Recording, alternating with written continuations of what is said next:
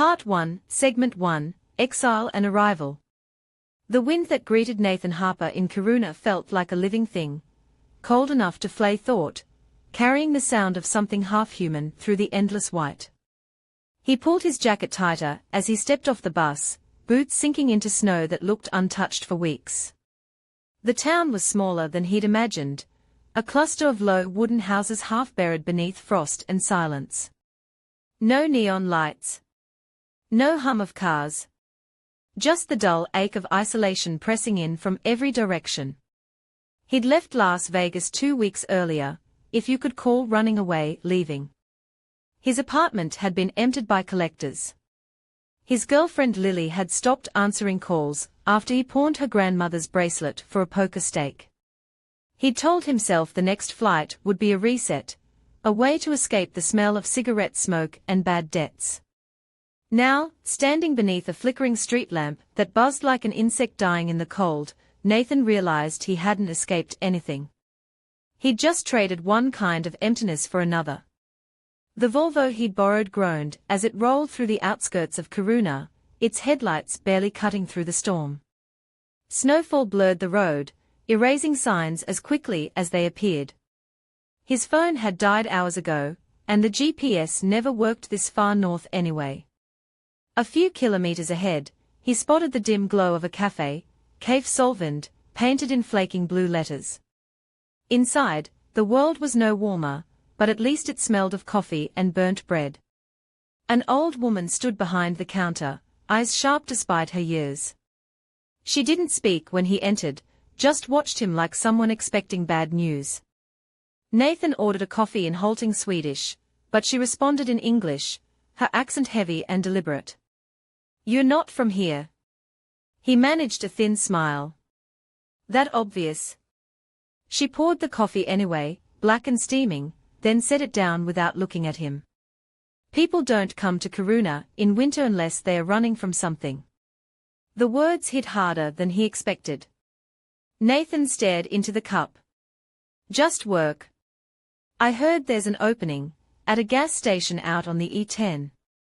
Nordvind, I think." The woman's expression shifted, something between pity and warning. "You shouldn't go there." Nathan frowned. "Why not?" She didn't answer immediately. The wind howled outside, rattling the door frame. Finally, she said, "That place, it doesn't sleep at night. The man who runs it, Bjorn, he always finds people from far away. People with nowhere else to go." Her eyes met his, grey and trembling. "He doesn't tell them everything." Nathan let out a small, humorless laugh. "Story of my life." He dropped a few coins on the counter and turned to leave. "Take this," she said suddenly, sliding a small brass key across the table. "For luck." When he hesitated, she added, "You'll need it." He pocketed the key and stepped back into the storm. The E10 stretched ahead like an artery carved into ice. 4 miles, there was nothing but frozen plains and the dim outlines of pine forests half lost in snow. The radio spat static. Sometimes, beneath the distortion, he thought he heard words, his own name whispered in the static, or maybe just the wind. He kept driving until a faint orange glow appeared through the white, a lonely beacon in the storm. The sign read Nordvind Station, the paint half peeled, the letters crooked. The building stood alone, a squat, windowed structure surrounded by pumps crusted in frost, the metal gleaming faintly under fluorescent light. A single car sat parked beside the building, a black Saab, engine idling. As Nathan pulled in, the door opened, and a man stepped out. Bjorn looked like the cold had carved him from stone. Late 50s, maybe early 60s, with a beard frosted grey and eyes that didn't blink often. He wore a thick parka and leather gloves, his posture rigid, military even. When he spoke, his voice carried a weight that felt older than the station itself. "You're Harper." Nathan nodded. "Yeah. You must be Bjorn." The man's gaze lingered on him for a moment longer than was comfortable. Then, with a curt nod, he said, "Come inside." We'll talk before your shift. The interior was lit by a few buzzing fluorescent strips and the dull glow of a space heater struggling against the cold. The walls were lined with dusty shelves stocked with canned goods, road flares, and instant noodles. A faint hum of electricity vibrated through the floor, as if the building itself were alive and anxious. Bjorn led Nathan to the counter, where an old rotary phone sat beside a laminated sheet of paper. The pay is 20,000 krona, Bjorn said flatly, in cash, every month. You work nights, 10 p.m. to 6 a.m. You'll be alone most of the time. That's a lot, Nathan said. For a gas station. Bjorn's expression didn't change. It's not about what you do. It's about what you don't do. He slid the laminated sheet across the counter. Read this. Nathan looked down. 7 short sentences were printed in black ink. Nordvind Station, night shift rules. Keep all exterior lights on. If any go out, run to the office and lock the door. Between 2 o'clock and 3 a.m., if you hear your name from outside, do not answer. If you see a girl in a red coat, do not speak to her. Communicate with gestures only. If you break this rule, run and lock yourself inside the office. Do not answer the phone between 3:17 and 3:23 a.m. If anyone asks for directions to the old mine, tell them it was destroyed in 1975. If a driverless car pulls in and the air grows hot, stay in the office until it leaves. Call me only in an emergency. Nathan looked up. This is some kind of joke, right?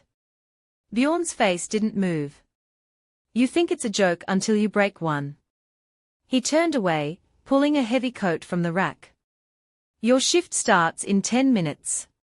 The heater sometimes fails. Don't go outside unless you must. Nathan tried to laugh it off, but something in the way Bjorn said it, too calm, too precise, made the air colder. Bjorn paused at the door. Harper, he said quietly. Whatever happens tonight, don't listen.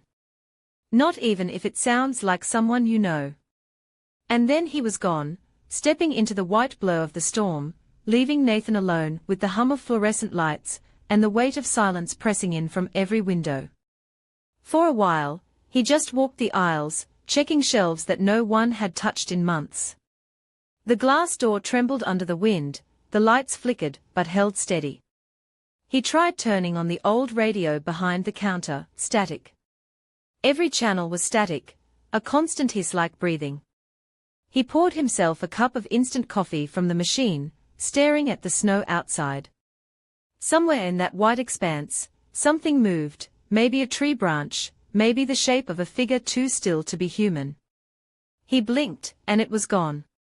He shook his head, muttering to himself, "Get a grip, Harper. It's just cold. Just wind." The heater crackled.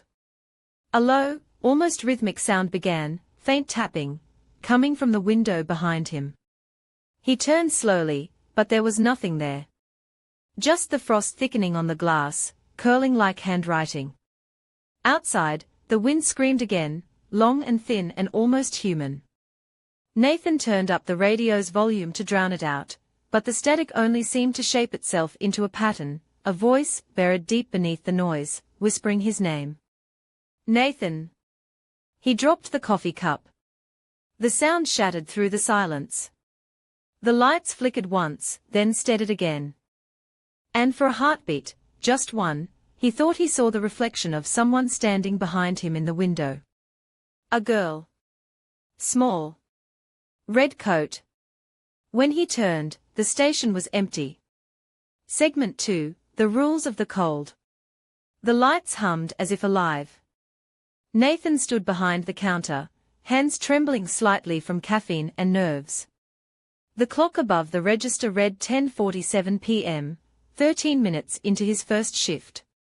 Outside, snow whirled in violent circles, glinting under the harsh fluorescent glow of the forecourt lamps. The air felt thick, like sound itself had frozen. He checked the laminated sheet again, the one Bjorn had left on the counter. 7 rules. Each printed line seemed to carry its own gravity. He laughed under his breath to keep from admitting how uneasy he felt. Don't answer phones. Don't talk to girls in red coats. Jesus, this is ridiculous. But the station wasn't joking. It creaked and settled like an animal sleeping lightly, waiting for him to slip.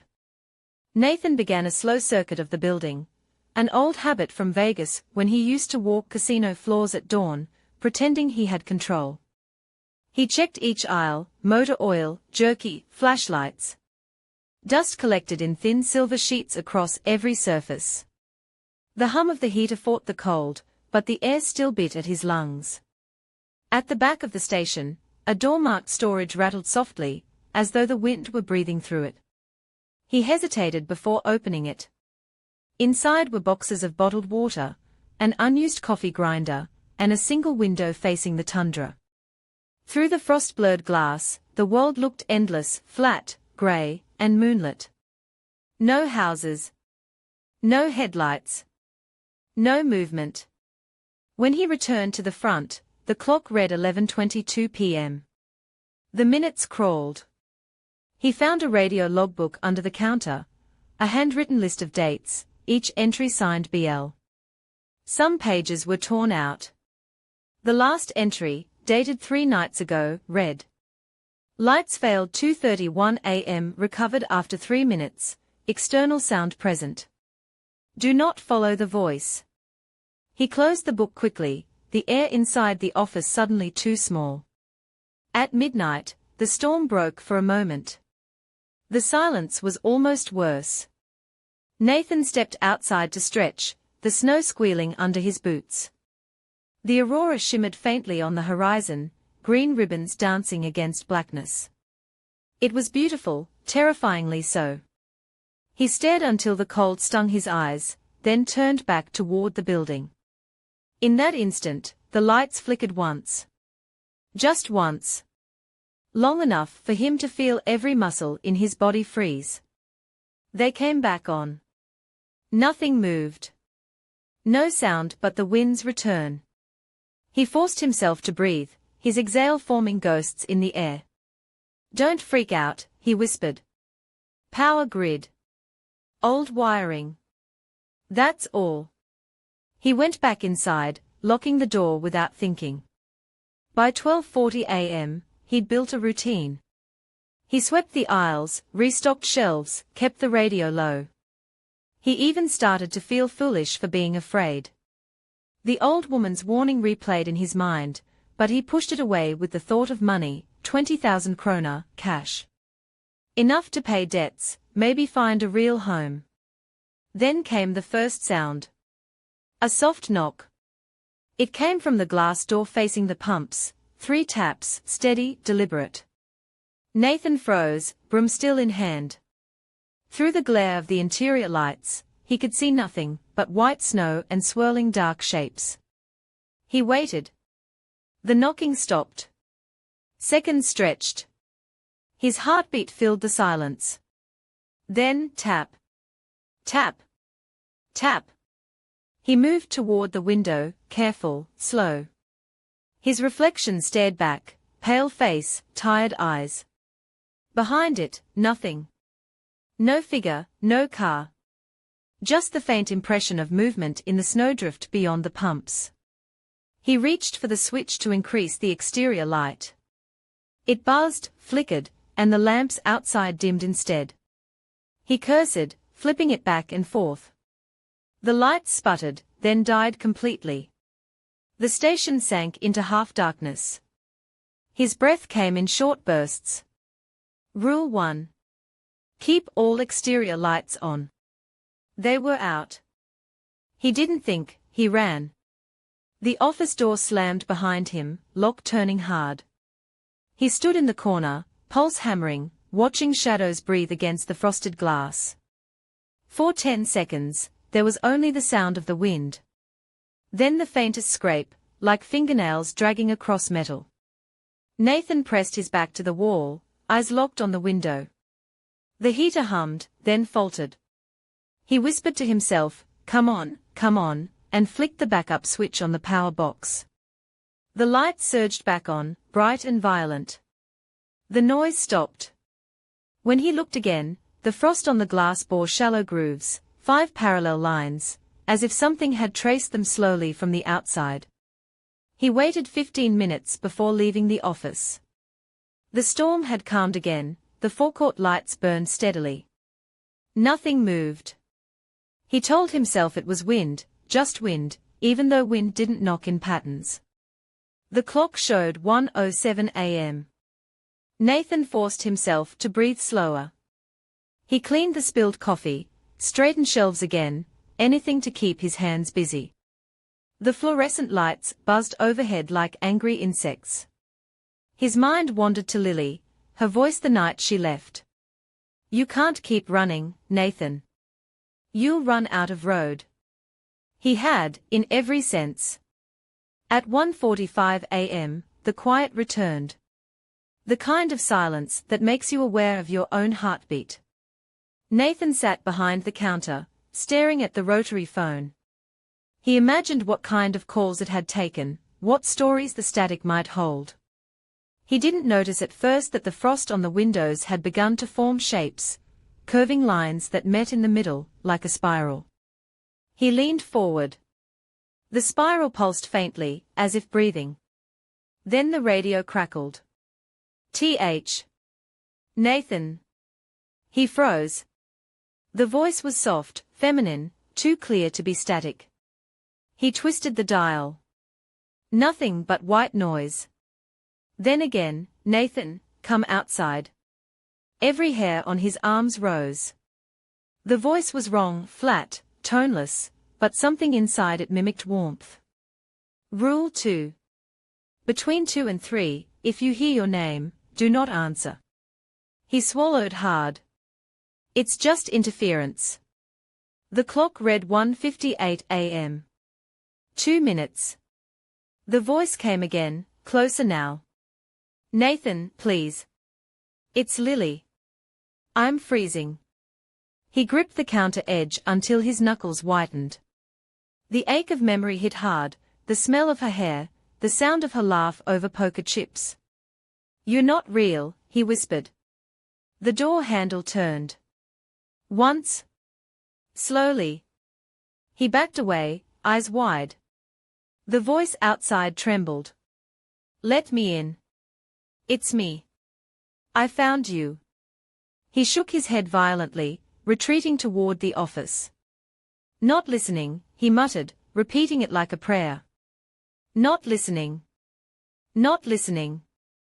The knocking began, soft, rhythmic, desperate. He could hear crying now. A sound almost human. He bit down on his lip so hard he tasted iron. The clock struck 2 a.m. The crying stopped. So did the knocking. He waited, 5 minutes, 10, until the cold silence returned, heavy as snow. Then, faintly, something whispered through the vent above him. "Good boy." He stayed behind the counter until 2:30 a.m., refusing to look outside again. His pulse finally slowed, but his hands still trembled when he poured another coffee. He checked the lights, still steady. The heater hummed again. The spiral of frost had melted into harmless patterns. For the first time that night, Nathan laughed quietly, shaky and small. "Still alive," he said to no one. "Still breathing." The sound echoed strangely in the empty room. At 2:45 a.m., the laugh died in his throat. A soft scraping sound came from aisle 3, the snack shelves. Not outside. Inside. He turned slowly, heart knocking against his ribs. There, halfway down the aisle, stood a figure, small, unmoving. A girl. 8, maybe 9.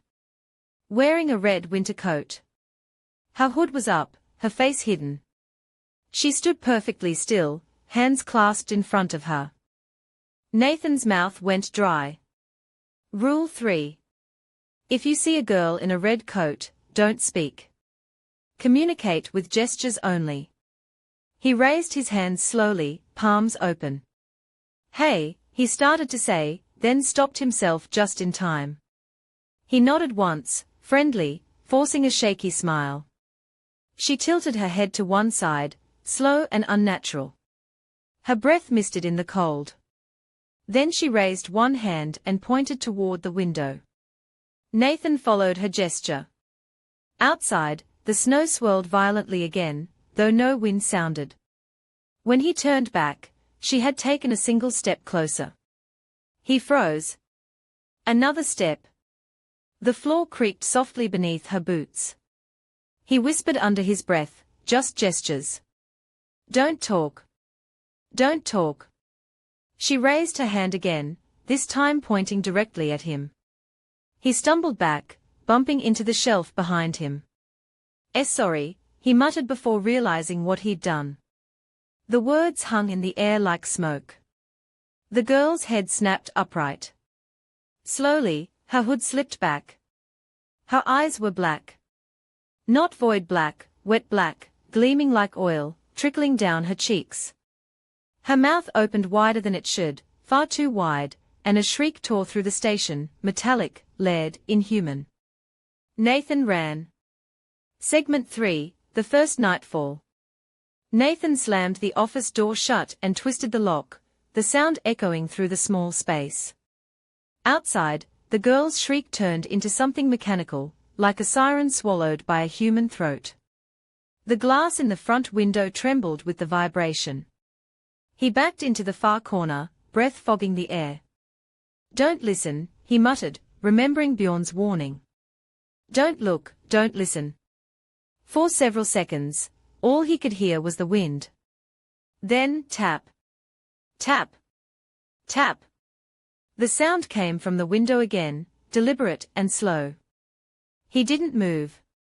Something whispered through the crack beneath the door, soft, childlike laughter that dissolved into static. The lights flickered.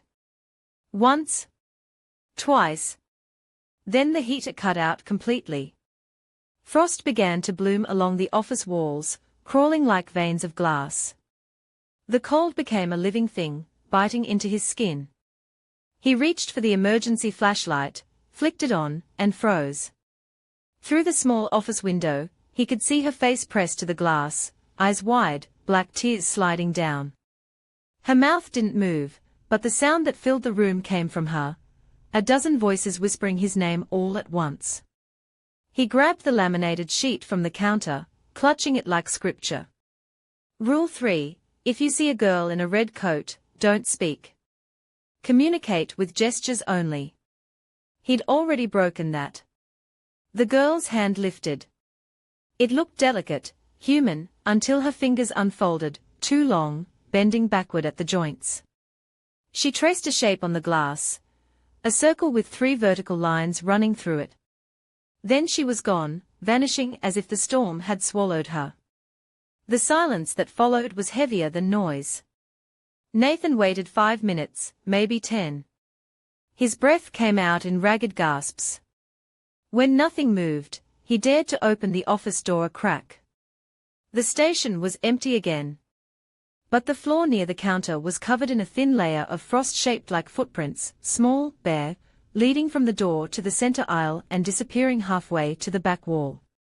By 3 a.m., the station had gone completely still. The fluorescent lights buzzed faintly overhead, their hum the only sign the world hadn't stopped. Nathan sat behind the counter, gripping a half-empty thermos of coffee like it was a weapon. His hands still shook. The phone sat inches from his elbow, the rotary dial gleaming in the pale light. He tried not to look at it, but his gaze kept returning anyway. The rules said not to answer between 3:17 and 3:23. He checked his watch. 3:08. 9 minutes. He exhaled slowly. You can do this, he whispered. The radio clicked suddenly, switching itself on. Static filled the air, jagged and too loud. Then a voice, his own, came through the speaker. Nathan, can you hear me? You need to pick up the phone. He froze, staring at the radio. The voice was identical, tone, inflection, everything.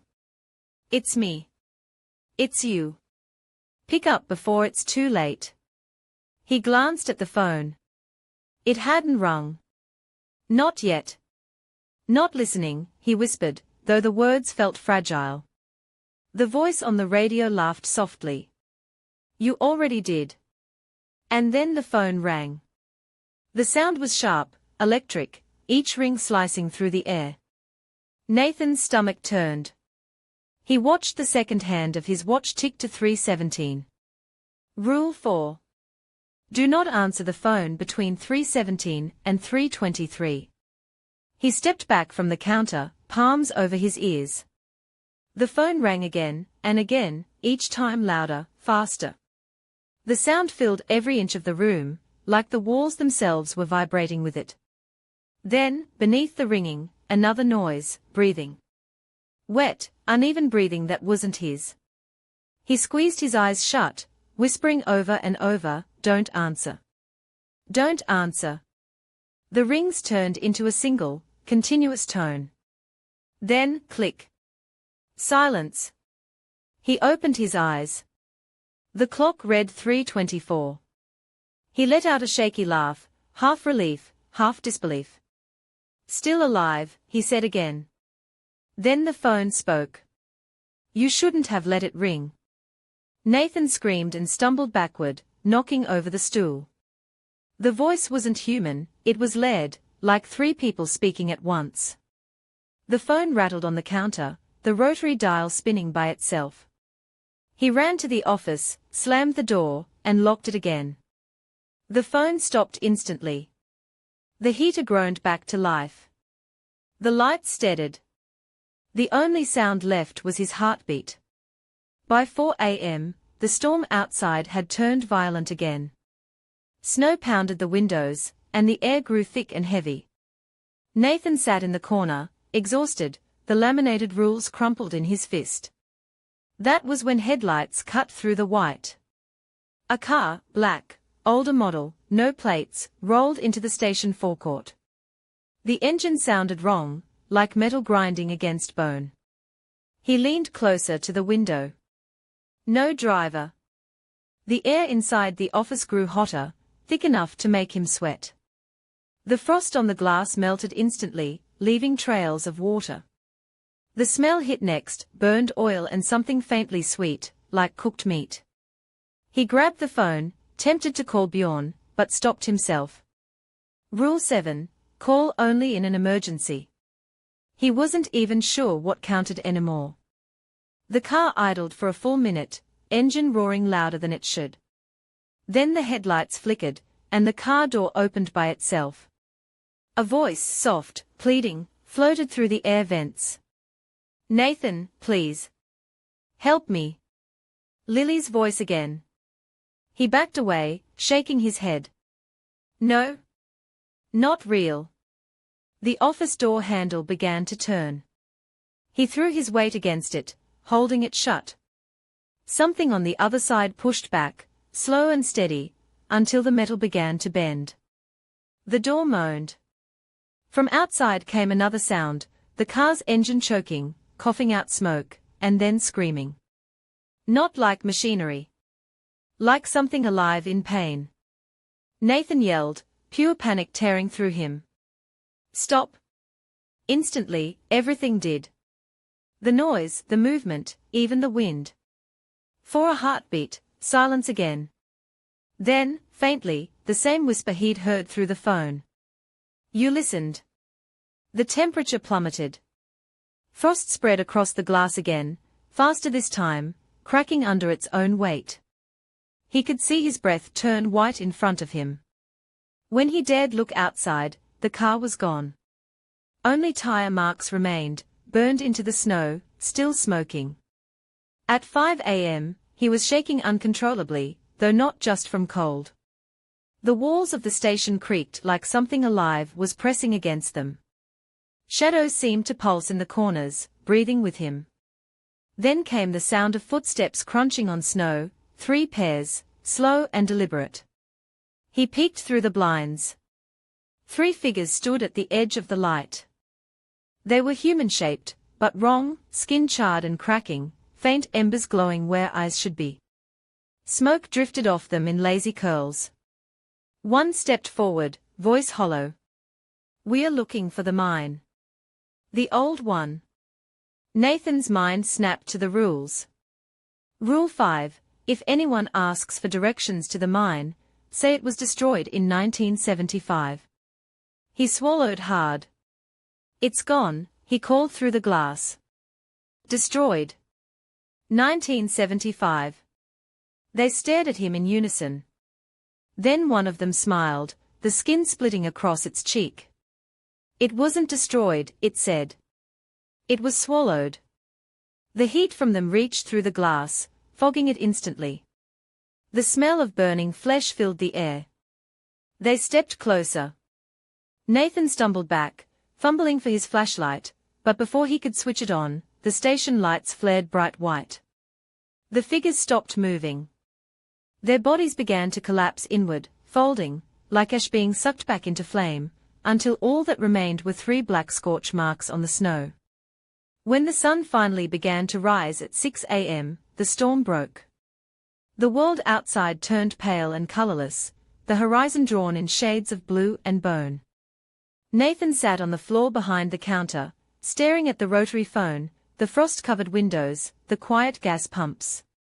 He'd followed the rules. Barely. And yet the silence that filled the station now didn't feel like peace, it felt like the pause before something larger took its breath. The wind outside whispered across the snow, sounding almost like words. He didn't dare listen long enough to know if they said his name. Part 2, Segment 1, The Silence Before the Storm. Morning arrived grey and lifeless, the light thin as paper. Nathan sat in the driver's seat of the Volvo in the Nordvind parking lot, engine off, trying to breathe warmth into his frozen hands. He'd watched the sun rise in silence, half expecting the world not to return with it.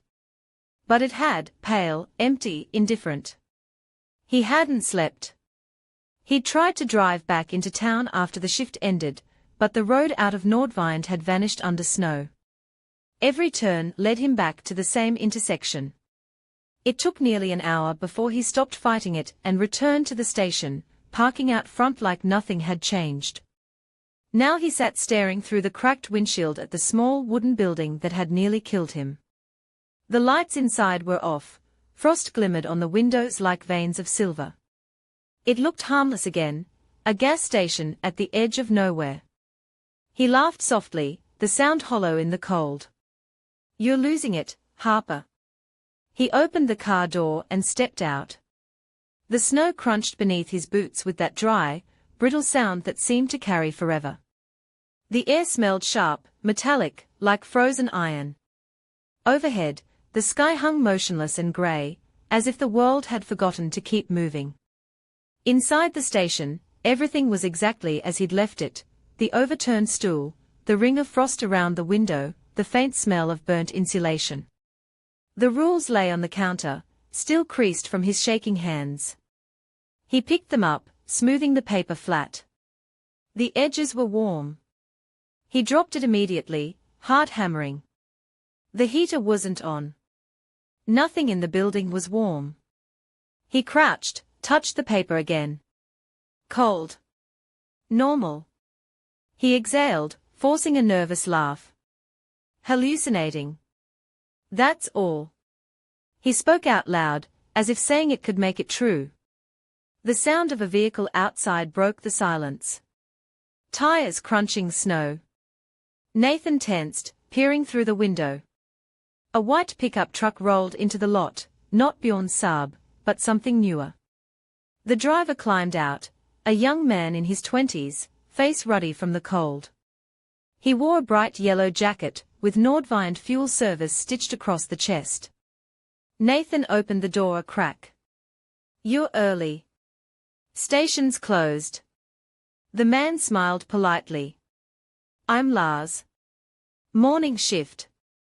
His voice was casual, easy, a tone that made Nathan feel both comforted and alien at once. "You're the new guy," Lars said, glancing around the room. "Bjorn told me to check in. You did okay last night." Nathan hesitated, watching him too closely. Yeah. Fine. Just the storm. Lars nodded, rubbing his hands together. They are bad this time of year. Power lines freeze. Sometimes the lights go weird. Nothing to worry about. Nothing to worry about. The phrase hung in the air like a bad joke. Nathan forced a nod. Right. Lights? He picked up the laminated rules from the counter, flipping them toward Lars. You know about these? Lars frowned. What's that? The rules. Bjorn's instructions. Lars laughed. Man loves his lists. He's old school. He waved dismissively, glancing toward the forecourt. You'll get used to it. Weird hours do strange things to people up here. Nathan studied his expression. There was no recognition in Lars's eyes, no shadow of understanding. Either he truly didn't know what happened at night, or he'd learned how to pretend. Do the phones ever ring around 3 in the morning? Nathan asked quietly. Lars blinked. No one calls this place after dark. Too remote. Why? Nathan hesitated. No reason. The young man shrugged, heading for the back door. I'll check the generator. You should rest. Bjorn doesn't like burnt-out new hires. Nathan almost smiled. Yeah? Wouldn't want that. When Lars disappeared into the cold, Nathan sat back behind the counter, rubbing his temples. Every word from the kid's mouth had sounded normal. Too normal. Like dialogue rehearsed in advance. He dozed off around noon, slumped against the wall, the hum of the space heater wrapping him in a thin illusion of safety. The dreams that followed weren't dreams, not really. He was back in Las Vegas, sitting at a poker table under a halo of red light. The cards in his hand weren't cards at all, white rectangles printed with names. Lily Harper. Jonas Harper. Nordvind. He tried to fold, but the dealer stopped him. The dealer was Bjorn. Play the hand, Bjorn said, voice flat, eyes pale. You're already in. When Nathan looked up, the room was gone. He was standing behind the counter again, except the lights outside were flickering, and the snow wasn't white anymore, it was black, falling upward. He woke with a gasp, nearly toppling the chair. The heater had shut off again. The clock read 4:28 p.m. The sun was already sinking. He stood, rubbing his eyes. You just need sleep, he whispered. Real sleep. But he couldn't shake the sound from the dream, Bjorn's voice, telling him he was already in. At dusk, Bjorn arrived. The Saab pulled up in its usual slow, deliberate crawl, headlights cutting through the fog. He stepped out, snow caked on his boots, breath misting as he entered the station. You survived, Bjorn said without looking up. His tone was flat, but his eyes studied Nathan like a doctor checking for fever. Nathan forced a smirk. Barely. Bjorn set a thermos on the counter, unscrewed it, and poured 2 cups of steaming black coffee. The smell was sharp, grounding. Tell me. Nathan hesitated, watching the steam curl upward. Something's wrong here. Bjorn nodded once, as though that answer had been inevitable. What did you see? A girl. Red coat. Spoke to her, accidentally. He hesitated. Something in a car. Voices. A phone call. People. Burned. Bjorn sipped his coffee slowly. You broke Rule 3. Nathan laughed sharply. That's all you have to say? Bjorn met his gaze. You lived. That's more than most. The words landed with the weight of truth. Nathan stared at him, trying to decide if the older man was insane or something worse. You knew this would happen. Bjorn nodded again, calm as ever. Of course. It always happens. What is this place? Nathan demanded. What's out there? Bjorn set his cup down with quiet finality. Nordvind isn't built on a map. It's built on a line. A boundary between what left and what stayed. Every few years, the wind changes, and the line moves. When it does, we need someone to keep watch. Nathan swallowed hard. Someone like me. Bjorn's expression softened, not pity, but recognition. People who have nothing left are easier to anchor. The rules aren't protection, Nathan. They are conversation. The things here understand structure. They respect boundaries. Nathan felt cold again, though the heater had come back on. Respect. They nearly killed me. Bjorn smiled faintly.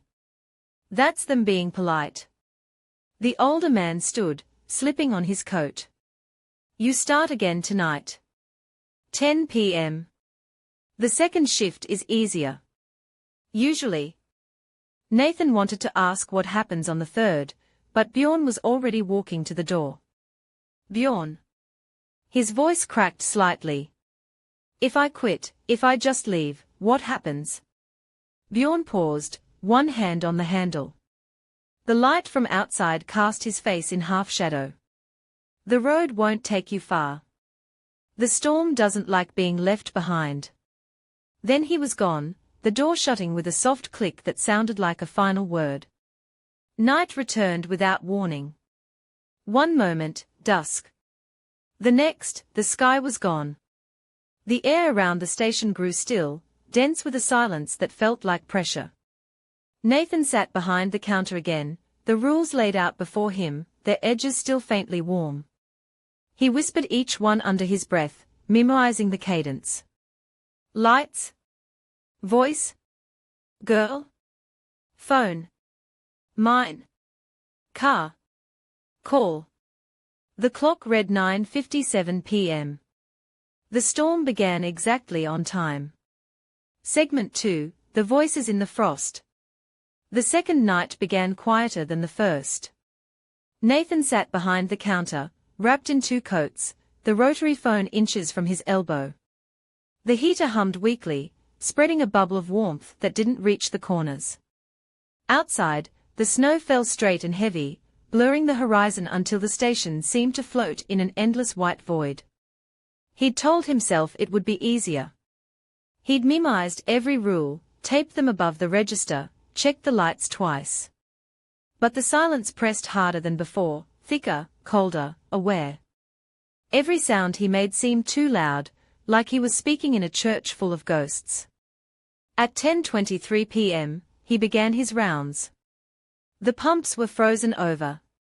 The metal made faint pinging sounds in the cold, expanding, contracting. The air carried no scent at all, not even fuel. It was as though Nordvind had stopped breathing.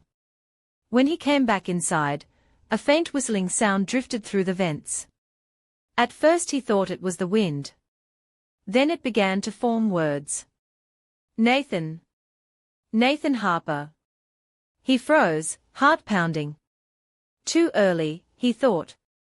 Rule 2 isn't until 2 o'clock.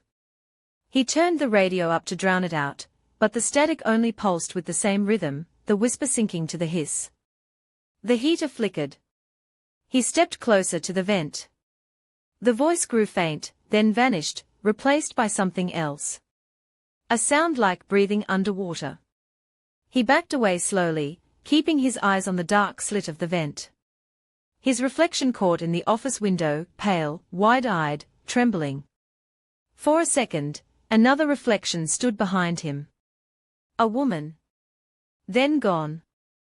By 11:10 p.m., he'd almost convinced himself he was imagining things when a faint knock came from the glass door.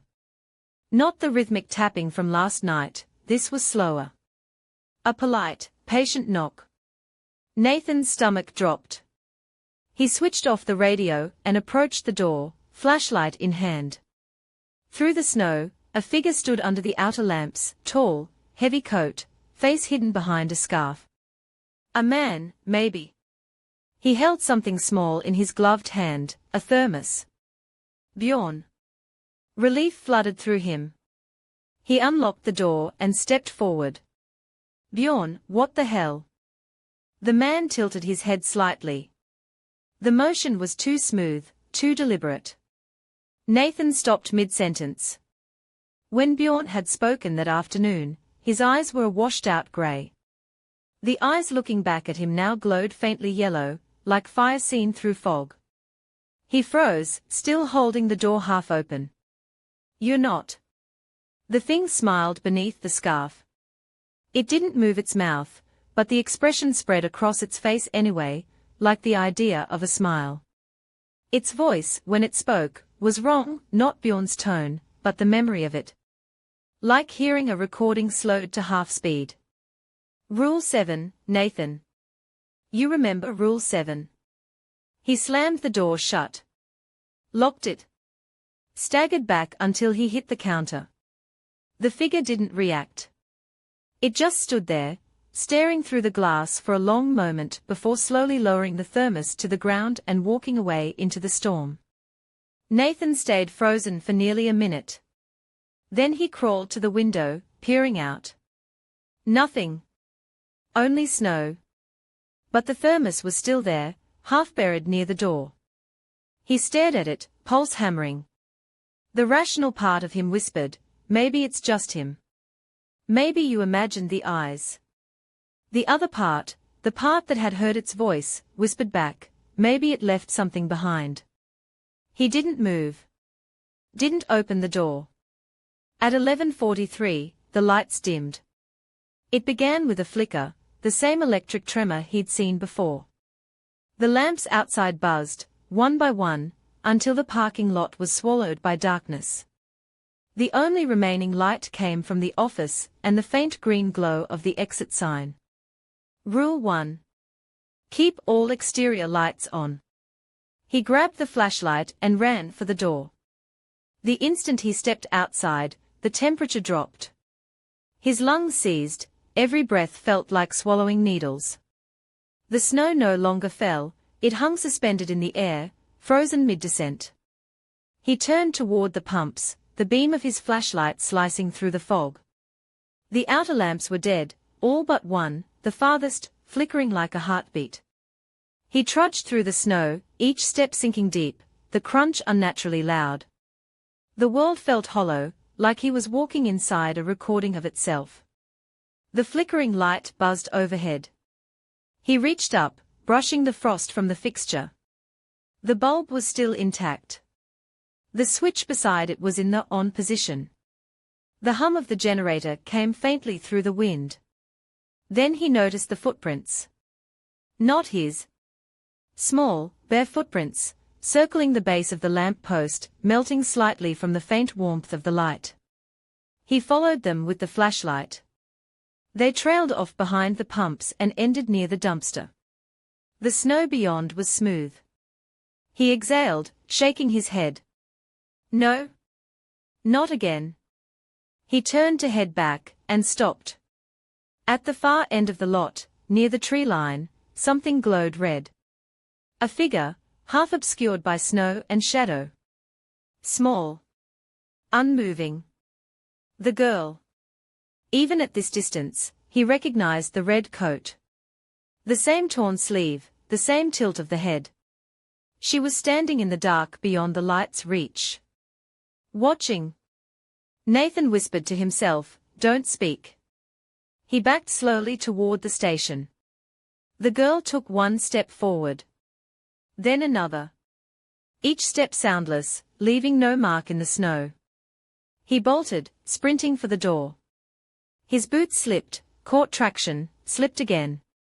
Behind him, the light flickered faster, strobing, and with each flash, the distance between them vanished. One flash, she was 10 meters away. Next flash, 5. Next, her face filled the light. He threw himself through the door, slammed it, locked it, fell backward.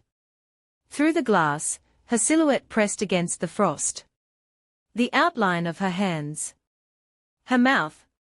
He couldn't hear her, but he saw it, the slow movement of her lips, forming one word again and again. Please.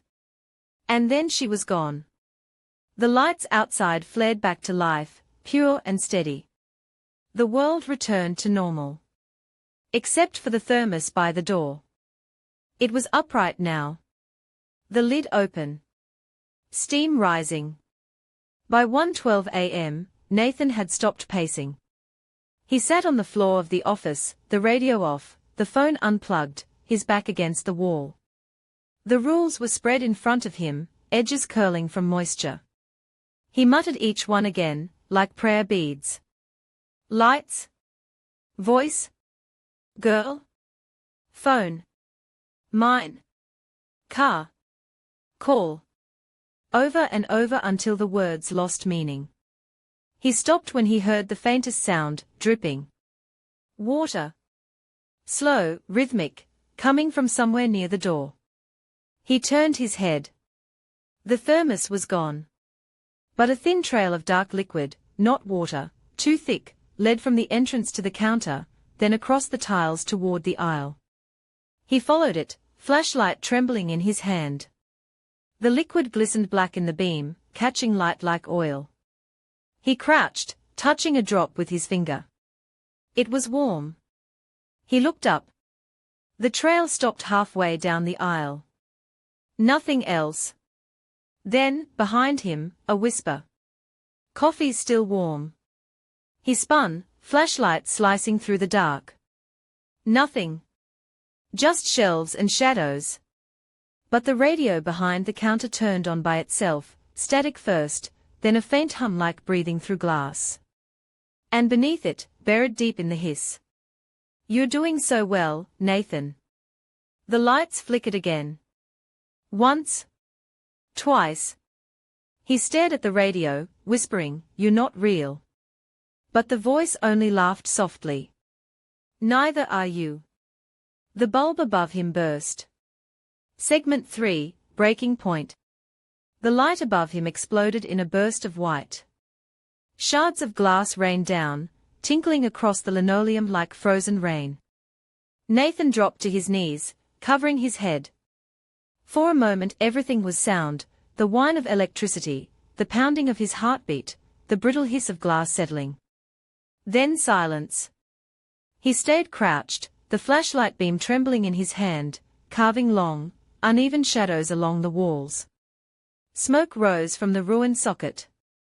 The smell of burnt dust mixed with the faint scent of metal, copper, maybe blood.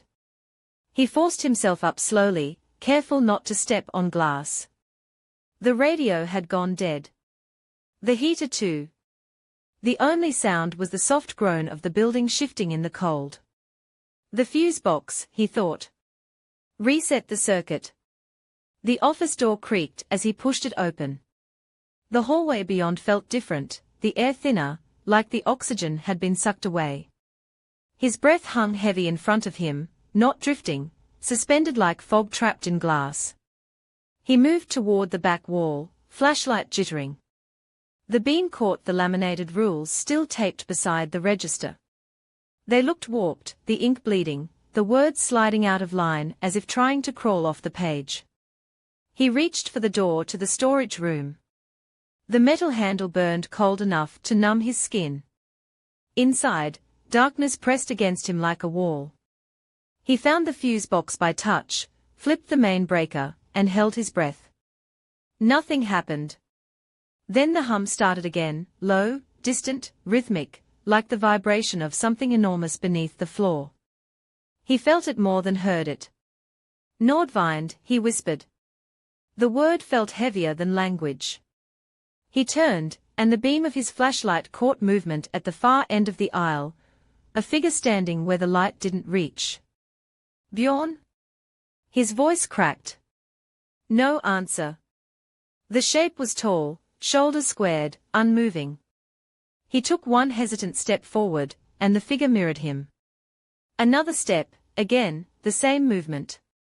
A heartbeat late. Like a reflection following after thought instead of motion. Nathan aimed the flashlight directly at it. The beam hit empty space. The figure was gone. Then a voice, close, whispering right behind him. "You're learning the rhythm." He spun, beam slicing through the air, nothing. The sound of the hum deepened, now layered with breathing. The shelves around him rattled. Cans clinked together. A single bottle of oil fell, rolled toward him, and stopped at his foot. He stared down. Inside the black glass, something shimmered, a reflection that wasn't his own. Lily's eyes. He dropped it. The bottle shattered, oil spilling across the floor like shadow. He stumbled backward into the counter.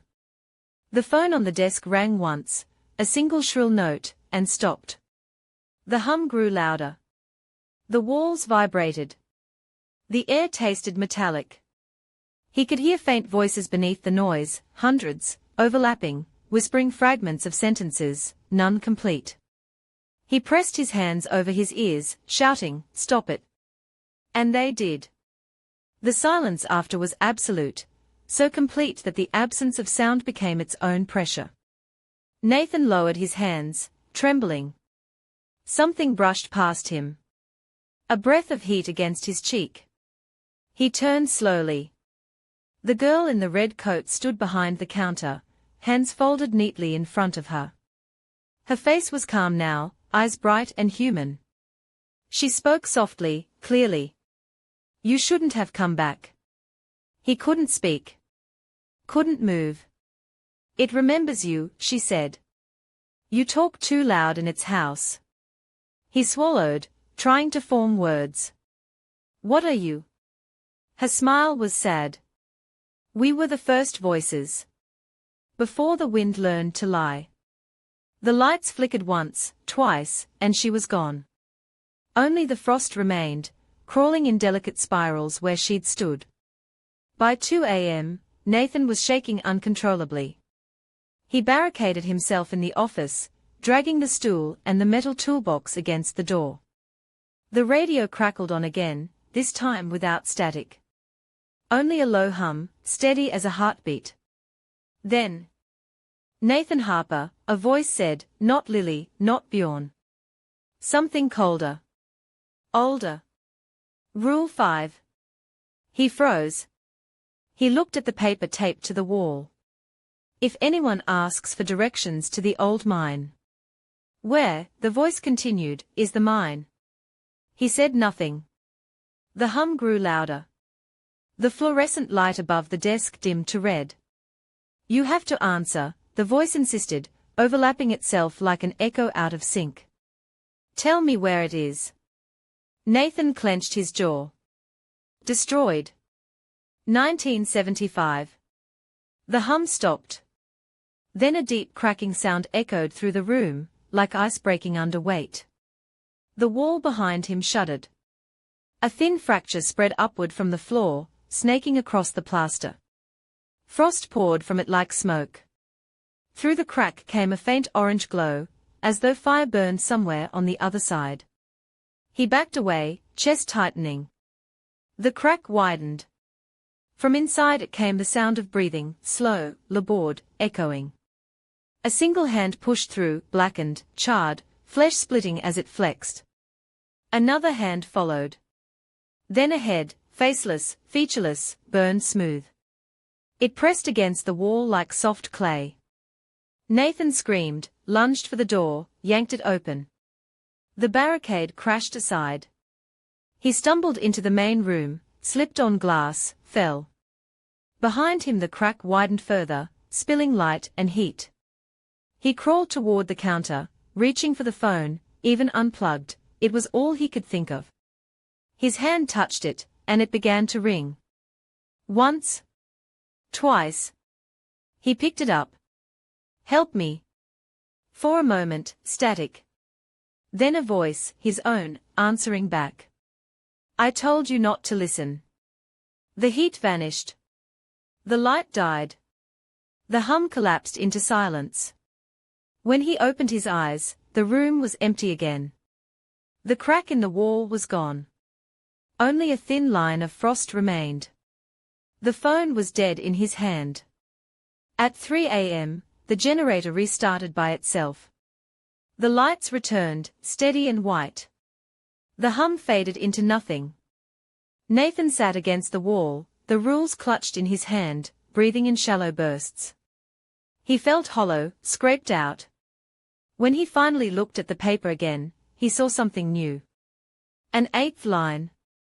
Typed in the same font, same ink. Rule 8. Do not mistake silence for safety.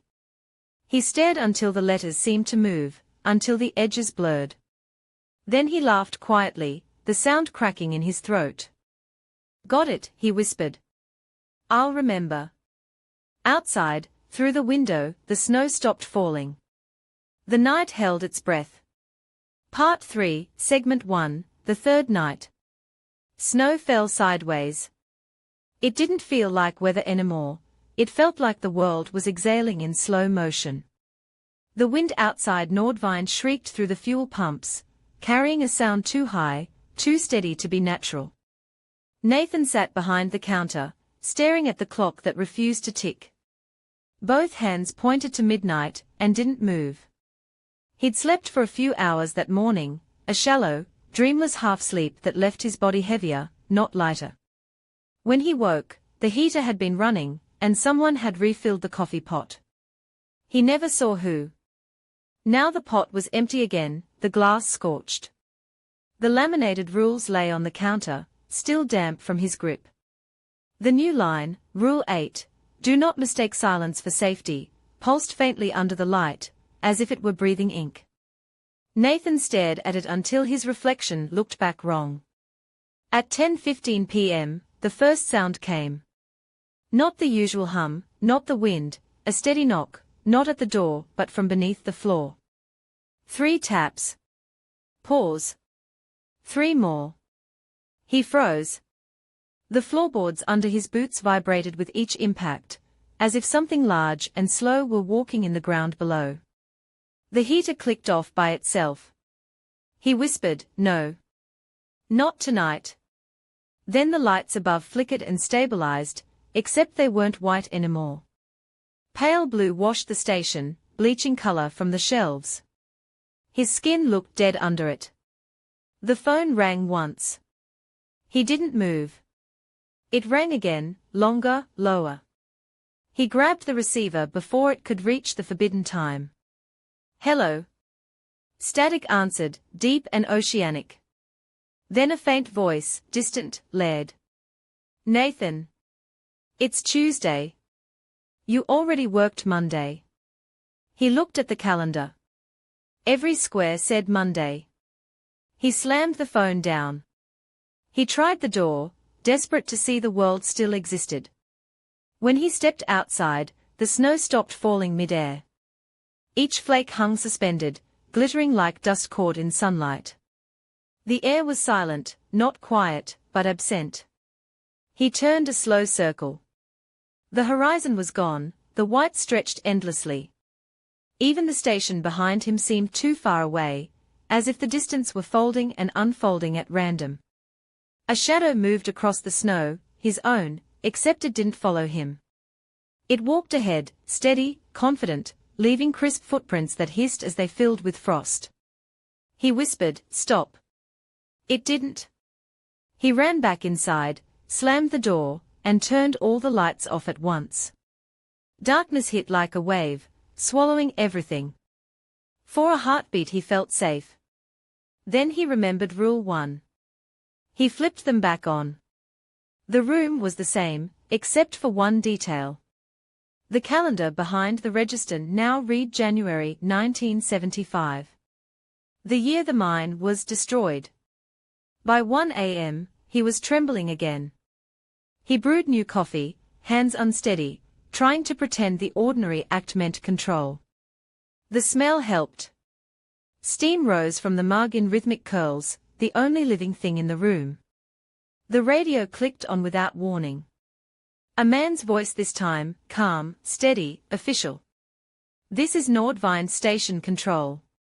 Report all anomalies. Status check, rule compliance. Over." Nathan froze. He reached for the dial. "Who is this?" Confirm temperature and visual field. Over. I don't understand. Who are you? You are inside the perimeter, Harper. Don't leave it. The voice cut out. The radio light dimmed, then flared so bright it seared his eyes. When he blinked, he was no longer sitting, he was standing behind the counter, holding the receiver of the phone again, though he didn't remember picking it up. The line hissed softly. Then Lily's voice. You said you'd stop running. He dropped the phone. It kept swinging, knocking against the counter with dull, rhythmic thuds that matched the heartbeat in his throat.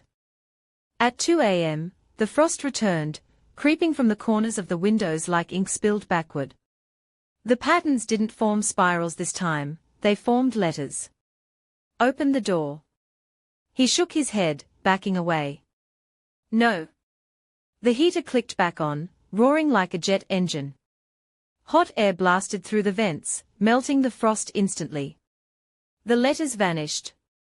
Then, through the fogged glass, a figure appeared at the edge of the light. Bjorn. Or something that wore his outline. He waved once, slowly, as if signaling from underwater. Then he spoke, not shouting, but Nathan heard it clearly, as though the sound came from inside his chest. It's moving again. The mine's awake. The lights dimmed. The coffee machine hissed and overflowed, spilling dark liquid across the counter. Nathan grabbed the rules, crumpled them, and shoved them into his pocket. I'm done with this, he muttered. Done? He stormed outside before he could stop himself. The cold hit like a wall. The figure of Bjorn was gone. Only tire tracks marked the snow, tracks that led nowhere. He followed them anyway. Each step felt heavier, as though the air thickened around him. The tracks twisted, forming a circle around the station before vanishing entirely. In the center of that circle, the snow had melted to black ice. He knelt, scraping a gloved hand across it. Underneath was glass. Not ice, glass, smooth and faintly warm. Beneath the glass, something moved. He leaned closer. A reflection stared back, his own face, eyes closed, lips moving. He heard his own voice whisper, "Wake up." The glass cracked. He staggered backward, heart hammering, as the cracks spread in spiderwebs across the ground, each one glowing with dull orange light. From below came a sound like wind through stone, deep, resonant, endless. He turned and ran. When he burst back into the station, every light was on. The radio played an old Swedish song from the 1940s, warped and slow. The air was thick with the smell of ozone. The clock on the wall spun wildly, hands blurring, then stopped at 2:59. The phone rang. Once. Twice. He picked it up on instinct. Rule 9, a voice said, calm and familiar, his own again. Don't let it finish the song. He turned toward the radio. The melody reached its final note. The lights blew out. He woke up on the floor, gasping. The first grey light of dawn leaked through the frosted glass. Everything was still. He crawled to his knees, head throbbing. The radio was silent. The phone was off the hook. The rules on the counter were blank, every line vanished except one. Keep watch. Outside, the snow was smooth again. The tracks were gone. The world looked ordinary. Nathan laughed, a broken, tired sound. Sure, he said to the empty room. I'll keep watch. Behind him, the clock ticked once, the first sound of morning. And then the second hand began to move backward. Segment 2, the mirror hour. The sun didn't rise that morning. It only faded, from the color of bone to the color of steel. Nathan hadn't left the counter since the clock started running backward. He watched the second hand move with the inevitability of gravity, every tick erasing time instead of marking it. The coffee in his cup was cold and viscous, like oil. His breath fogged the inside of the glass door, and the frost formed the same words again, faint but insistent. Stay awake. He rubbed his eyes, unsure when he'd last blinked. The heater hummed softly, then reversed its sound. A low suction, as if the air itself were being pulled inward. Every loose paper on the desk slid toward the vent, dragged by invisible current. Nathan stood, heart pounding. No. No, not again. He unplugged the heater. It kept humming. 2:11 a.m. The digital clock blinked, flickering between 2:11 and 11:2. He stared at it, exhausted. Fine, he said. You win. The radio came alive with static that grew into a whisper. It was his own voice again, but younger, Vegas-era Nathan, cockier, reckless. You remember how this ends, don't you? No one's coming to save you. Not this time. He hit the power switch. It didn't stop. The voice shifted pitch, 2, 3 layers, overlapping versions of himself arguing. You could have stopped. You wanted to lose. You chose this. He pressed his hands over his ears, shouting, "Shut up." Silence. When he looked again, the power light was off, but the radio still broadcast faint breathing. Slow. Wet. Human. He paced the aisles, checking shelves, touching objects just to feel something real. Everything felt slightly wrong. The candy bars were reversed, the logos mirrored. The coffee cups read Nordwind instead of Nordvind. He froze. That's not right. The door chime rang. He turned sharply. No one entered, but the bell kept ringing. Over and over, like a heartbeat losing rhythm. The glass door shook gently. Beyond it, the snow glowed with a dim orange light, the same shade he'd seen under the ice. He whispered, "It's underneath." He forced himself to breathe, grabbed the flashlight, and stepped outside. The air was silent, windless. His boots crunched against ice so thin it sounded hollow. The world felt smaller, like the night itself was closing in around him. A faint metallic hum drifted from beneath the gas pumps. He crouched, shining the light into the darkness. The beam hit metal, then glass. A surface reflecting him upside down. But the reflection didn't mirror his movements. It stared up, blinking, lips forming words he couldn't hear. Then it smiled, a slow, human smile. He stumbled backward, dropping the flashlight. It spun, casting dizzy arcs of light across the snow. When it stopped, the reflection was gone. Only a thin, dark circle remained on the ice, like a sealed window. Inside, everything had shifted. The walls breathed softly, contracting with the rhythm of his pulse. The fluorescent lights flickered in sync with his heartbeat. He whispered, "Am I dreaming?" A voice behind him, "You never woke up." He turned. The girl in the red coat stood near the door, frost clinging to her hair. Her eyes were empty black wells. But she wasn't hostile this time. Just sad. Nathan whispered, "What do you want?" She pointed at the counter. The rule sheet lay there again, new ink seeping into the laminate. Rule 9, when the mirror hour begins, remember who's watching. He blinked. The girl was gone. Only a red smear of melted frost marked the floor where she'd stood. The phone rang once. He didn't move. Then it rang again. The display flickered, 21211:2212. He picked up. "Nathan Harper," said a calm male voice, almost mechanical. "You are overlapping." "What?" "Your reflection's awake. You're in the same place at different times. Do not look directly into reflective surfaces." The line clicked dead. He stared at his own faint image in the darkened window. The reflection blinked first. It mouthed his name. Then smiled again. He backed away, knocking over a display rack. Bottles rolled across the floor. The sound echoed unnaturally long, like it was bouncing through an endless corridor. He clutched his head, whispering, "This isn't real, this isn't." The phone rang again. He answered without thinking. "If you're hearing this," said Bjorn's voice, distorted, "it's already 3 o'clock. You can't tell the difference anymore, can you? Between you and it." The line dissolved into static. He threw the phone. It hit the wall, cracked, and bled black liquid instead of plastic fragments. 2:59 a.m.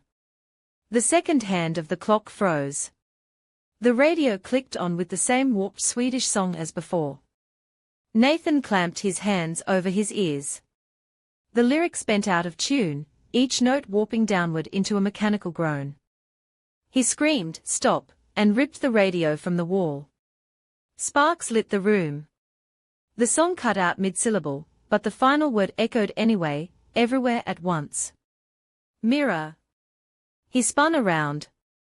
Every reflective surface in the room, glass, chrome, even the coffee pot, now showed not the station, but the mine. Rusted tunnels stretching endlessly, faint red lights pulsing deep within. Shadows moved between them, carrying lamps that glowed like eyes. One of the shadows turned and faced him directly. It raised a finger to its lips. Then pointed upward. He looked at the ceiling. Cracks formed, spiderweb thin, glowing orange from within. The lights blew out. The glass doors shattered inward, wind screaming through the gap. Snow blasted across the floor like dust. Nathan fell, covering his face. When he opened his eyes again, he was standing behind the counter. Everything was clean. Silent. Still.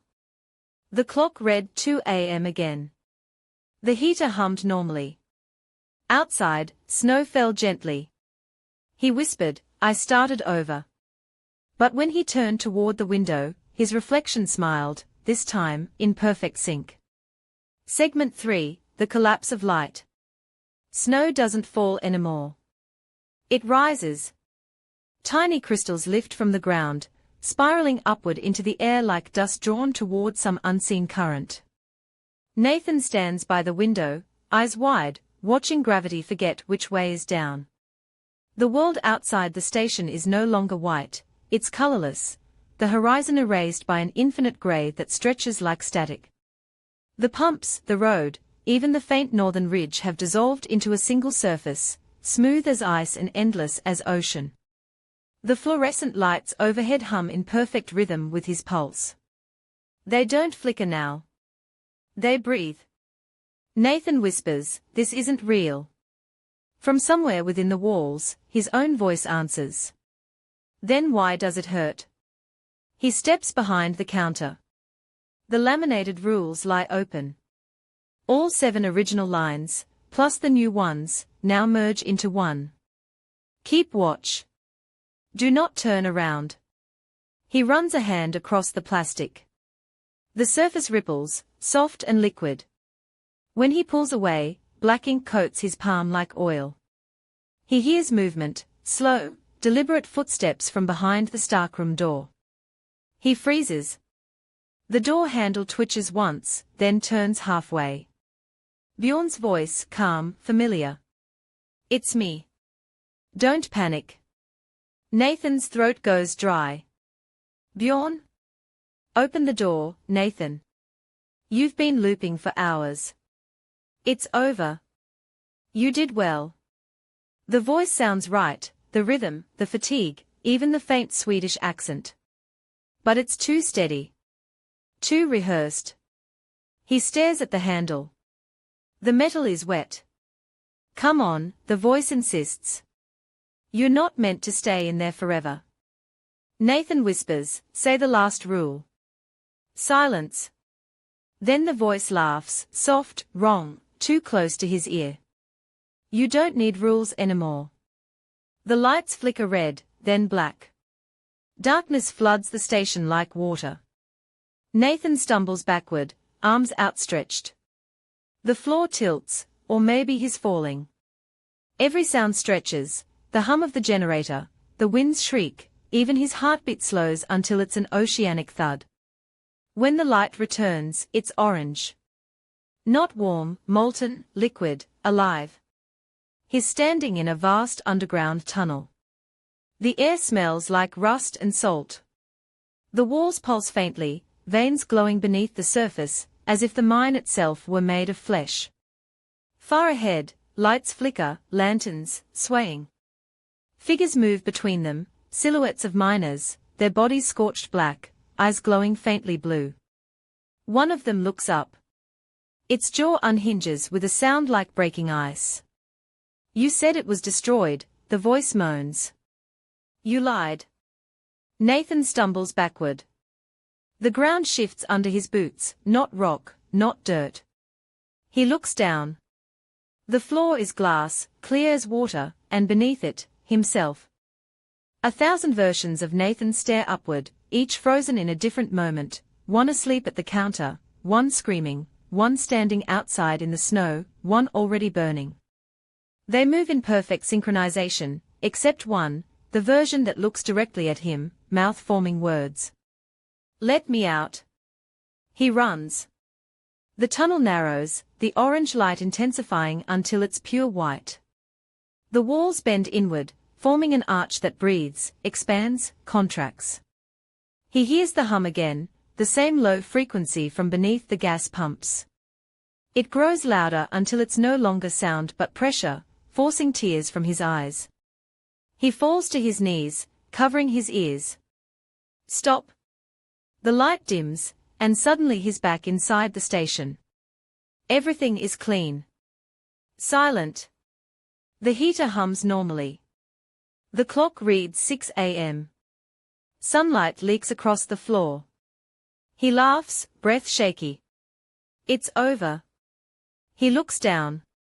The rules are gone. The counter is empty except for a single black card. On it, embossed in silver letters. Nordvind Keepers Division. He flips it over. His own name is printed beneath the title. Authorized Operator, Nathan Harper. The bell above the door rings. Bjorn steps in, brushing snow from his shoulders. His eyes are bloodshot but kind. "You made it," he says simply. Nathan stares. "It's morning." Bjorn nods. "Of a kind. The others will come soon. They always do after the third night." Nathan blinks. "Others?" Bjorn's smile fades. "You didn't think you were the first, did you?" He hands Nathan a folded piece of paper, a new list, clean and white. 7 rules again. The first one reads: "Keep the lights on. Do not listen to the floor." Nathan's breath fogs in the air, even though the heater runs hot. He unfolds the paper fully, the last line is written in a trembling hand. Rule 7, when the new one arrives, give them this list. He looks up. Bjorn is gone. Only the open door remains, snow swirling outside, sunlight flickering like a dying film reel. Nathan stands in the center of the station, the list in his hand, the sound of wind slowly rising into a voice. "Nathan." He turns toward the window. A car has pulled up, headlights cutting through the dawn. A young man steps out, shivering, suitcase in hand, looking lost. Nathan smiles faintly, the same exhausted smile Bjorn wore on his first night. He whispers, "Welcome to Nordvind." The lights flicker once. Then the world resets to white. Part 4, Segment 1, The Keeper's Morning. The world is white again. Not snow, just light. Endless, depthless light that leaks through every crack, every seam of Nordvind's thin walls. Nathan sits in the office chair behind the counter, staring at nothing. His hands are steady now, but his breathing feels mechanical, too even. The coffee in his cup has frozen over, ice smooth as a mirror. He looks down into it and sees nothing reflected, not even his face. For the first time in days, the clock ticks forward. 6:01, 6:02. Each second sounds like a heartbeat that doesn't belong to him. He whispers, "Morning." The word feels foreign in his mouth. Bjorn's arrival is silent. He appears in the reflection of the glass door before the bell rings. His shape is solid this time, no flicker, no distortion. His eyes are tired, not haunted. He holds a thermos in one hand, sets it on the counter. "Coffee," he says. "It's real this time." Nathan forces a smile. "You're early." Bjorn shrugs. "You're late." They sit in silence for a long time.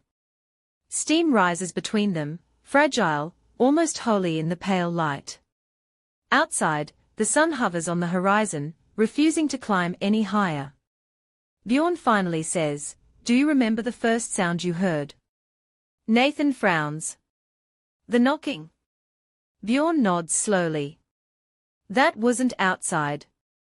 That was underneath." He leans forward, voice dropping low. "There's something under Nordvind, Nathan. Always has been. The miners thought it was ore. The priests thought it was hell. The scientists thought it was a magnetic fault line. None of them were right." Nathan's fingers tighten around the cup. "What is it then?" Bjorn looks out the window, into the endless white. "It's a mouth," he says simply.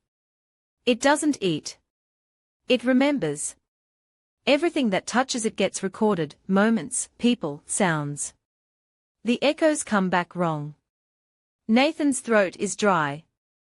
"That's what I heard, the voices." Bjorn nods. "Echoes of yourself. Pieces of time. The mine was never destroyed, it was absorbed. That's what the rules keep shut." A soft vibration runs through the floor. Barely noticeable, but both men feel it. Bjorn's eyes flick to the ceiling, then to the horizon. The sunlight pulses faintly, like the world itself breathing. Nathan whispers, "It's still awake." Bjorn doesn't answer. He reaches into his coat pocket, pulls out a small key. The metal is black, ridged, unnaturally heavy. He sets it on the counter between them. "This opens the hatch under pump 4, he says. "The one sealed with concrete." Nathan stares at it. "Why are you showing me this?" Bjorn sighs. "Because I'm done. 5 years is enough. You survived 3 nights, you're the new keeper. You know the rules now." Nathan's voice cracks. "I didn't ask for this." Bjorn's smile is faint, almost kind. "None of us do. But you're alive, and that means the gate wants you." Outside, the wind picks up, swirling snow into strange circular patterns. The glass hums faintly, vibrating with low frequency. Nathan can feel it behind his teeth. Bjorn stands, stretching his back. "When the next one comes, give him the rules. Make sure he reads them before sunset. After that, he's on his own." He picks up his coat and moves toward the door. Nathan calls after him, "Bjorn, wait, what happens if no one takes the job?" Bjorn pauses, one hand on the handle. He doesn't turn around.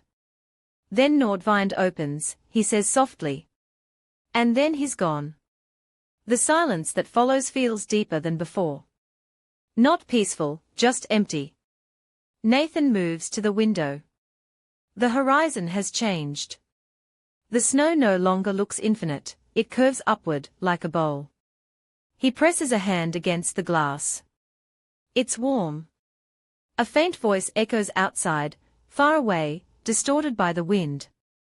It sounds like his own. "You said you'd stop running."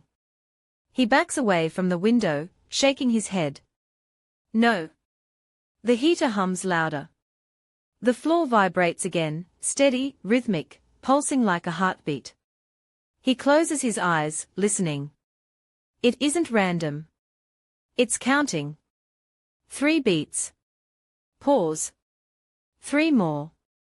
The same pattern as that first night. He opens his eyes. The clock reads 6:06. Light floods the room, pure white, blinding. The coffee cup bursts in his hand, shards scattering across the counter. When the brightness fades, the world is silent again. Nathan stands alone. The key still lies on the counter, gleaming faintly. He picks it up. The metal hums softly, alive. Outside, the sun hangs frozen, trapped just above the horizon, bleeding faint orange into the white sky. Nathan whispers, "I'll keep watch." Somewhere deep beneath Nordvind, something answers.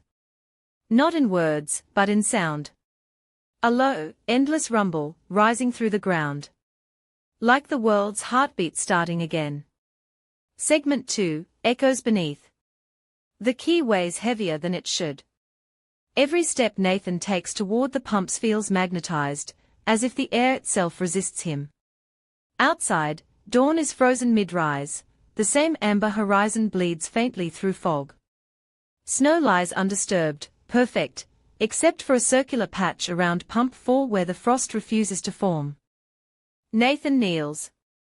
The metal hatch sits beneath a thin layer of ice, its edges welded with concrete long ago. He brushes snow away and finds an indentation, a keyhole half filled with frozen dust. He hesitates, looking back at the station. Through the window, his own reflection watches him, motionless. He exhales once and presses the key in. The sound that follows isn't mechanical. It's organic, a deep sigh from beneath the earth. The hatch slides open, exhaling a wave of air so cold it burns his throat. A spiral staircase descends into blackness. He clicks on his flashlight. The beam barely cuts through the dark. The steps are narrow, metal slick with condensation. Each footfall echoes too long, repeating with diminishing delay, like something below is answering him. Halfway down, he notices inscriptions on the wall, carved runes, some Swedish, some older, circles within circles, intersecting lines that pulse faintly as he passes. He whispers, "Bjorn, what did you leave me?" The air grows warmer. By the time he reaches the bottom, the temperature feels almost tropical. The light reflects off moisture on the walls. The tunnel opens into a vast cavern. He stops. The floor is glass. Beneath it, layers of images, moving faintly, like reflections trapped underwater. Faces. Hundreds of them. Men, women, children, all transparent, all whispering silently in slow motion. Some are miners in old gear. Some wear modern clothes. One looks like him. Nathan kneels, pressing a hand to the surface. The glass vibrates softly, and for a heartbeat he hears them clearly, hundreds of overlapping murmurs forming a single phrase. "We are the record." He jerks back. The sound fades to a low hum again. At the center of the cavern stands a vertical structure, an obelisk of black stone wrapped in copper wire, faintly humming. Light ripples through it, orange bleeding to blue in rhythmic waves. It feels alive. As he approaches, the humming synchronizes with his heartbeat. Each pulse tightens his chest. His thoughts slow, aligning to its rhythm. "You shouldn't be here." The voice isn't external. It rises from inside his head, layered and calm. He whispers, "Who are you?" The memory of everything that touches the gate. "You fed me when you listened." Nathan grips the flashlight tighter. "The rules were supposed to stop you. Rules delay. They do not close." Each keeper becomes an echo in time. He steps closer, shaking. "Bjorn, he knew this, didn't he? You took him too. He will remain until replaced." Nathan looks down. Within the glass, Bjorn's face flickers briefly among the trapped souls, mouth open, eyes pleading, then gone again. He staggers back, nearly dropping the light. The hum intensifies, vibrating through the metal beams of the cavern. Dust rains from above. The obelisk brightens, blinding white at the edges. He covers his face. "What do you want from me?" Continuation. The surface world forgets. We remember. Stay and keep the rhythm steady. Nathan shakes his head violently. No. You're not real. You're a hallucination. Then why do you still hear us when you close your eyes? The light flares, revealing for a heartbeat a human silhouette fused within the stone, Bjorn, or someone older, motionless, veins of light running through his skin. The hum peaks. The glass beneath Nathan's feet fractures, spiderweb cracks glowing blue. The faces below move faster, mouths wide in silent screams. He bolts up the staircase, 2 steps at a time. The sound follows, low, furious, the language of gravity itself. He bursts back into the freezing air, slamming the hatch shut behind him. The ground rumbles once, then stills. Nathan collapses beside the pumps, gasping. Frost crawls over the hatch, sealing it shut again. He stares at the sky. The dawn hasn't moved. The sun remains frozen above the horizon. His breath fogs in steady rhythm, 3 pulses, pause, 3 more. He looks toward the station. Through the window, his reflection still waits. But now it moves, lifting a hand in slow acknowledgement. Nathan whispers, I saw it. I saw what's under us. The reflection mouths a single word back. Always. The lights inside flicker once. The hum from below fades into silence. He stands slowly, clutching the key in his fist. The metal is ice cold again. Inside the station, everything is as he left it. But the rules on the counter have changed. Only one line remains, handwritten in black ink. Rule 10, if you open the gate, you must become its memory. He sinks into the chair, staring at the paper until the letters blur. His mind drifts between exhaustion and awe. Outside, wind carries faint echoes, snatches of old radio chatter, whispers, his own voice calling from deep below. He closes his eyes. For a moment, there's peace. Then the heater shuts off. The silence returns, heavy and infinite. Nathan opens his eyes. Every surface reflects the same image. The black obelisk pulsing deep beneath the earth. And his own face. Slowly beginning to glow.